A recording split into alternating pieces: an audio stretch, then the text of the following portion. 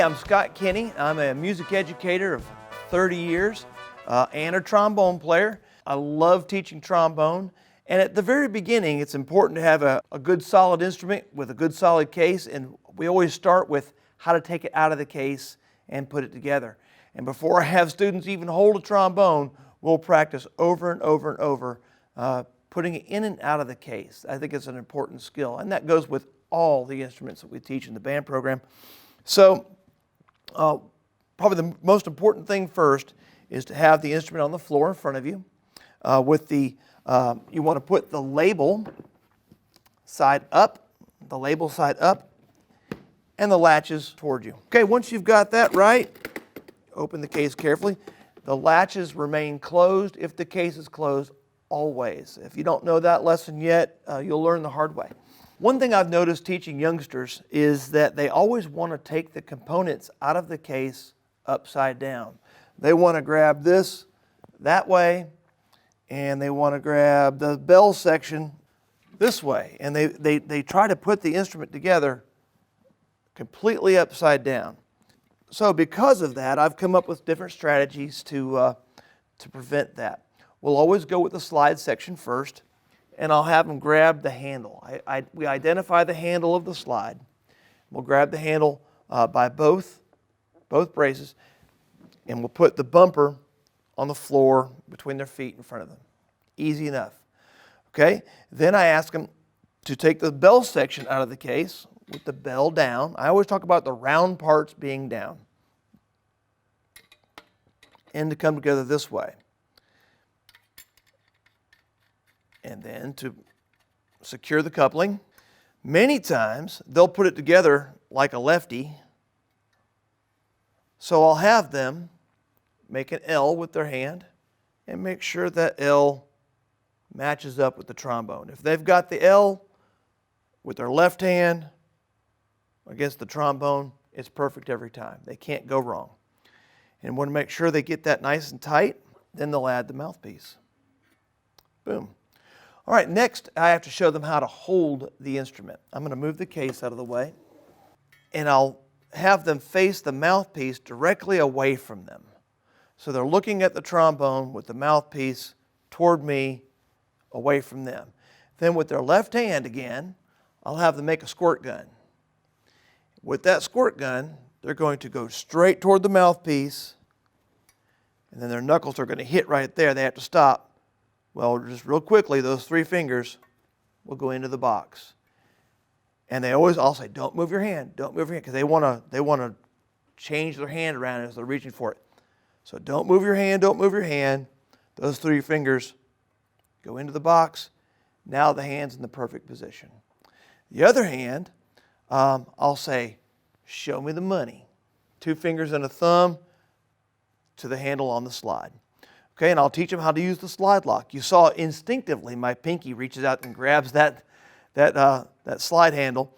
And I'll teach the students that if their right hand is not on the instrument, the digital slide lock must be in place. And that's their pinky extended down to grab that slide. So they operate the slide lock this way. Show me the money on the slide. And there it is. They've got their hands in the proper position. This is a big, I can't stress that enough, a big step in getting them some success, because they're going to come up with all kind of crazy ways to hold the trombone that are incorrect.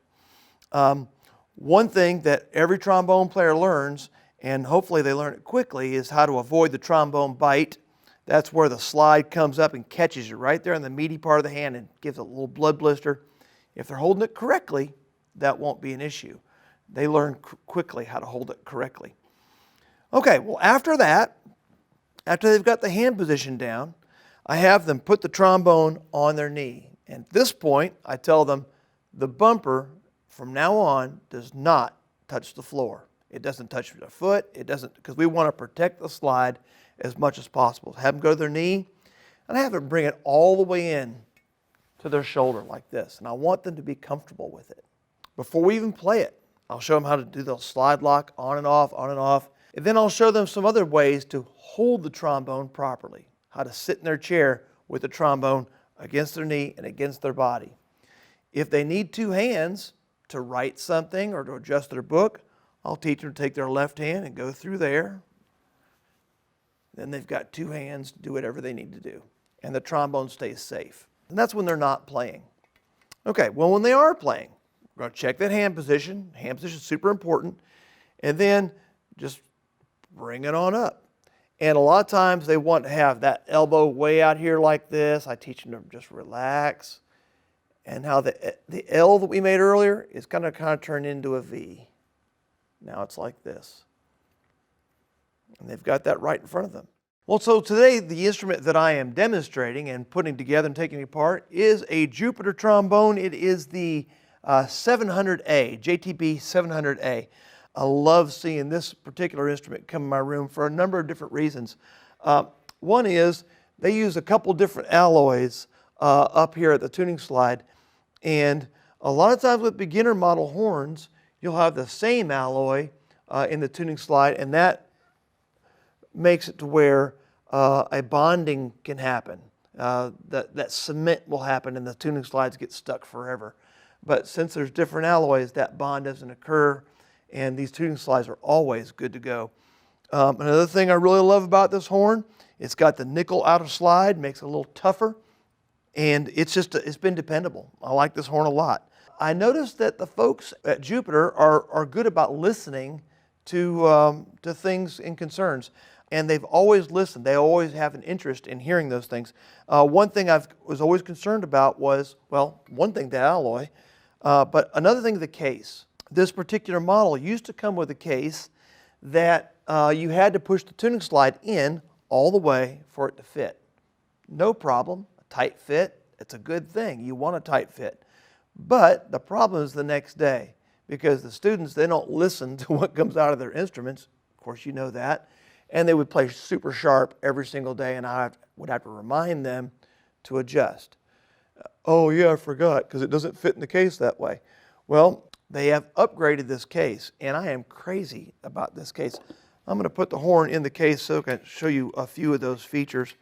First, the inside is good and plush. There is a little space for storing things like slide lubricant and a towel or something like that. There's two mouthpiece spots, and that's all excellent. I like that. But it's the outside of the case I really like. Good draw bolt latches. This valance that goes around the case is very sturdy. A lot of times the valances on these instruments cases will get bent. The case isn't closed properly. I've never had a problem with this particular model of case. The subway handle on top makes it great for handling on a bus, makes it good for handling in a crowd, gives them an option when they have it up on its end to move it easily without having to tip it over. And this seems kind of silly, but Jupiter puts on their case this label which has a place for them to put their name. And I don't know about you guys, but the number one thing on my supply list is a name tag for their cases. But this kind of takes that away. They can put it right there on their case. This label, this sticker is replaceable, and they can, if they end up graduating and passing that horn on to somebody else, they can put a new one on there. All right, well, the JTB 700A has been a reliable instrument for me. I've had everything come through the band room, but this is definitely one of the favorites that I have right now.